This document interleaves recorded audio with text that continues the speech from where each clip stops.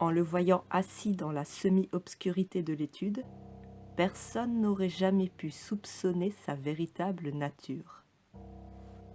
De nos jours, les sorciers ne sont plus revêtus de robes cabalistiques noires et argent. À la place, ils portent des peignoirs violets. On n'exige plus d'eux que leurs sourcils se rejoignent, que leurs ongles soient aussi longs que des cerfs, ni que leurs yeux aient l'éclat de rêves emprisonnés dans une émeraude. Ils ne sont pas non plus forcément courbés et furtifs, ni vieux. Celui-ci ne l'était pas. Il était jeune, mince, et tout aussi normal qu'un homme pouvait l'être. Il était assis sous la lumière de la lampe dans la grande pièce aux lambris de chêne. C'était un homme sombre et élégant, d'environ 35 ans. Il y avait peu de signes de cruauté ou de malveillance sur son visage effilé aux traits délicats, et pratiquement pas la moindre trace de folie dans ses yeux. Et pourtant, c'était un sorcier, aussi sûrement que s'il était en train de se livrer à des sacrifices humains dans les ténèbres jonchées de crânes de quelques tombes interdites. Il suffisait pour s'en convaincre d'examiner les murs de l'étude. Qui d'autre qu'un mage posséderait ces grimoires moisis et piqués par les vers, divulguant un savoir monstrueux et fantastique?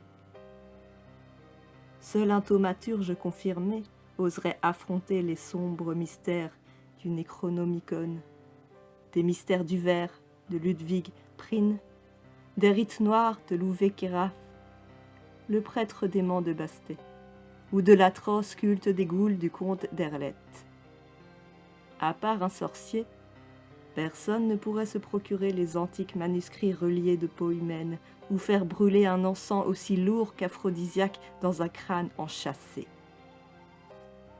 Qui d'autre remplirait les ténèbres et leurs manteaux d'ombre protecteurs d'étranges reliques, de restes mortuaires pillés dans les tombes ou de parchemins rongés par les vers décrivant des terreurs remontant aux premiers âges? À première vue, il s'agissait cette nuit-là d'une pièce normale et son occupant d'un homme ordinaire. Mais pour se persuader de l'étrangeté du lieu et révéler la véritable nature de l'individu qui s'y trouvait, il n'était pas nécessaire de promener son regard sur le crâne, les grimoires ou les sinistres restes humains noyés dans les ombres. Car James Allington écrivait dans son carnet secret, et ses pensées témoignaient d'un esprit en plein délire. Je suis prêt ce soir à procéder à l'expérience. Je suis enfin convaincu que la séparation de la personnalité peut être accomplie au moyen de l'hypnose, à la condition que l'attitude mentale conduisant à une telle partition puisse être obtenue. Voilà un sujet fascinant. Une double identité, le rêve de l'homme depuis la nuit des temps. Deux âmes dans un seul corps. Les philosophies sont toutes basées sur une logique comparative, le bien et le mal. Pourquoi alors une telle division ne pourrait-elle pas exister dans l'âme humaine? Stevenson n'avait qu'à moitié raison quand il écrivit Dr. Jekyll et Mr. Hyde. Il avait imaginé une métamorphose chimique variant d'un extrême à l'autre. Et pour ma part, je pense que les deux entités coexistent. Qu'une fois séparées l'une de l'autre par une pensée auto-hypnotique, un homme peut jouer des deux côtés, le bon et le mauvais, de façon simultanée. Ma théorie les a fait rire au club. Foster, pouah, ce vieil imbécile pompeux m'a traité de doux rêveur. Rêveur, moi? Qu'est-ce que ce grotesque chimiste scientifique peut-il bien savoir des mystères élémentaires de la vie et de la mort? Un seul coup d'œil dans mon laboratoire jetterait son âme engourdie dans la folie. Et les autres aussi. Des auteurs qui plaisent aux foules, des fossiles pontifiants qui se nomment professeurs, des biologistes gardés que la seule mention de mes expériences de création synthétique de la vie va choquer. Qu'est-ce que de tels individus peuvent bien comprendre? Ils frissonneraient devant le Necronomicon et le feraient sans doute brûler s'ils le pouvaient, comme leurs pieux ancêtres l'ont fait il y a 3 siècles. Un ramassis de chasseurs de sorcières sceptiques et matérialistes. J'en ai assez de tous ces vieux fous. Le destin du génie est de rester en solitaire. Eh bien soit, je vivrai en reclus. Mais bientôt, ils ramperont devant ma porte en implorant ma pitié. Vous verrez, Ils ramperont, vous verrez. Si seulement mes travaux pouvaient porter leurs fruits ce soir, si je parvenais à m'auto-hypnotiser et à manifester physiquement ma double personnalité. Même la psychologie moderne prétend que cela est réalisable. Le spiritualisme affirme qu'il est possible d'y parvenir. Les anciens m'ont donné la clé du problème, comme ils l'ont fait auparavant. Alazred, il savait bien des choses, lui. Et ce n'est pas le poids de ce savoir qui l'a rendu fou. 2 corps. Une fois que je saurai atteindre cet état à volonté, je détiendrai la clé de pouvoir jusqu'alors interdit aux hommes. L'immortalité, peut-être. Et après cela, je n'aurai plus de raison de me terrer secrètement ici, ni l'obligation de faire passer mes recherches pour un passe-temps innocent. Un rêveur, hein? C'est ce qu'on va voir. C'est ce qu'on va voir. Je me demande à quoi ressemblera mon double moi. Sera-t-il humain? Il le faut. Sans quoi... Mais je ferais mieux de ne pas y songer. Il est probable que le Lascar ne sera pas joli à voir. Je ne me flatte pas. Je sais que le côté obscur de ma nature, bien que dissimulé, est sans aucun doute dominant. Et il y a pourtant un danger. Le côté maléfique, dans sa forme la plus pure, représente une force incontrôlable. Il tirera son énergie de mon corps pour se manifester physiquement. Mais cela ne doit pas me dissuader. Je dois tenter cette expérience. Je dois. Si tout se passe bien, j'aurai le pouvoir, un pouvoir dont personne n'a encore rêvé. Le pouvoir de tuer, de défaire, d'anéantir. Je pourrais agrandir ma petite collection ici, et régler quelques comptes avec mes amis sceptiques. Et après cela, il y aura bien d'autres choses agréables à faire. Mais assez de rêverie, je dois m'y mettre. Je vais fermer les portes de l'étude. Les domestiques. Ah oui, ils sont sortis pour la soirée. Il n'y aura personne pour venir fouiner dans mes affaires. Je vais essayer de provoquer la transe en me concentrant intensément sur un objet. Voyons voir. Ah, le coupe-papier. Un coupe-papier massif, poli. Parfait. Pendant ce temps, je fixerai ma volonté sur l'expérience en cours en utilisant la litanie de l'âme de Sébé comme point d'ancrage, tout simplement. Je vais régler le réveil pour minuit, dans exactement... Voyons voir, quelle heure est-il? Dans exactement 1 heure. Sa sonnerie nous brisera le sort. C'est là, je crois, la seule chose dont je doive me préoccuper. Pour plus de précaution, je vais brûler ces notes. Si quelque chose devait mal tourner, je détesterais voir tous mes petits plans révélés au monde entier. Mais tout se passera bien.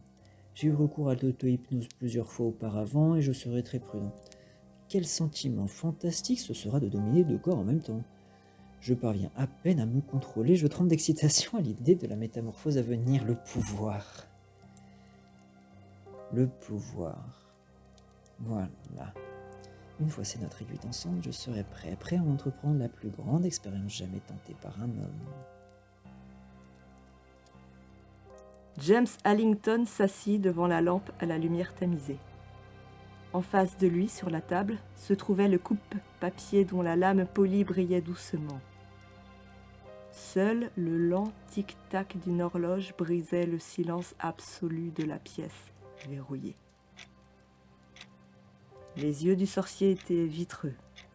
Ils brillaient dans la lumière, aussi immobiles que ceux d'un basilic.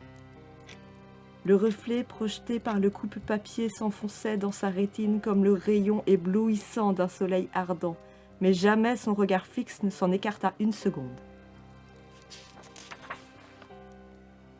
Qui peut bien dire quel étrange phénomène se déroulait dans le cerveau ensorcelé du rêveur? Quelle subtile transmutation était en train de se créer par sa volonté? Il s'était endormi avec la ferme volonté de découper son âme, de diviser sa personnalité, de séparer en 2 son ego. Qui sait? L'hypnose a des conséquences surprenantes. Quelle puissance secrète invoqua-t-il pour l'assister dans sa lutte? Quelle vie malfaisante attendant une genèse maudite patientait dans les ombres de sa conscience profonde? Quels démons diaboliques lui accordèrent-ils la réalisation de ses désirs maléfiques? Car ils lui furent accordés. Soudain il s'éveilla, et il pouvait sentir qu'il n'était plus le seul dans la pièce pleine d'obscurité. Il devinait la présence de quelqu'un d'autre là-bas, dans les ténèbres, de l'autre côté de la table. Était-ce vraiment quelqu'un? N'était-ce pas lui-même?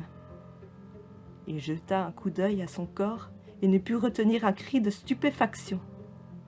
Il semblait avoir rétréci au quart de sa taille normale. Son corps était léger, fragile, rabougri. Pendant un instant, il fut incapable de penser ou de bouger. Ses yeux se dirigèrent vers l'angle de la pièce, essayant vainement de voir les mouvements dissimulés par la pénombre d'une présence qui remuait dans ce coin. Puis les choses s'accélérèrent. Des ténèbres sortit un cauchemar, une aberration qui le fixait. Une silhouette monstrueuse, poilue, immense, grotesque et simiesque. Une hideuse copie de la nature humaine. Une image de folie pure, bavante et immonde, avec des petits yeux rouges emplis d'une sagesse antique et maléfique, et un museau féroce garni des crocs jaunis de la mort en train de grimacer. Cela ressemblait à un crâne vivant et pourrissant sur le corps d'un singe noir. La chose était sinistre et corrompue, troglodyte et intelligente. Une pensée terrifiante assaillit Allington. Était-ce cela, son autre moi? Cette engeance de goule, cette monstruosité maudite sortie tout droit d'un charnier? Le sorcier réalisa trop tard ce qui lui arrivait. Son expérience avait effectivement réussi, mais d'une manière terrifiante. Il n'avait pas mesuré combien son mauvais côté l'avait emporté sur le bon. Ce monstre, cette horrible abomination des ténèbres, était plus fort que lui et, étant d'essence uniquement maléfique, il n'était pas mentalement contrôlé par son autre moi. Allington considéra la situation avec, dans les yeux, une terreur inédite. C'était comme une créature venue de l'enfer. Tout ce qui en lui était immonde, obscène et anti-humain reposait derrière cette parodie d'expression grimaçante. Ce corps bestial rappelait les ombres qui se dissimulent sous les tombes, ou celles qui se cachent dans les circonvolutions les plus profondes des esprits saints. Pourtant, Allington y reconnut une caricature démente et atavique de lui-même. La luxure, l'avidité, une ambition démesurée, la cruauté, l'ignorance, les secrets démoniaques de son âme dans le corps d'un singe gigantesque. Comme en réponse à cette révélation, la créature éclata de rire et des tentacules d'horreur étreignirent le cœur du sorcier. La chose se dirigeait vers lui, avec l'intention de le détruire, ce vers quoi le mal tend systématiquement. Allington, dont le corps minuscule essayait désespérément de se dépêtrer de vêtements maintenant ridiculement grands pour sa nouvelle taille, s'enfuit de sa chaise et alla se recroqueviller contre le mur de l'étude. Sa voix, curieusement aiguë, hurla des supplications frénétiques et des ordres futiles à sa némésis qui s'approchait. Ses prières et ses malédictions se transformèrent en bégaiements rauques et déments lorsque l'immense chose bondit sur la table. Une vengeance succédait à son expérience. Une vengeance. Fascinés, ses yeux exorbités observèrent une énorme patte saisir le coupe-papier, tandis qu'un rire répugnant troublait la nuit. La chose riait. Riait. Quelque part, un réveil sonna, mais le sorcier ne pouvait plus l'entendre. Ils trouvèrent James Allington mort, allongé sur le sol de l'étude. Sa poitrine était perforée par un coupe-papier, aussi conclut-on à un suicide, car personne n'avait pu entrer dans cette pièce, et fermée à clé et dépourvue de fenêtres. Mais personne ne put expliquer les empreintes sur le manche du coupe-papier, ces terribles empreintes, identiques à celles qu'aurait pu laisser un singe gigantesque.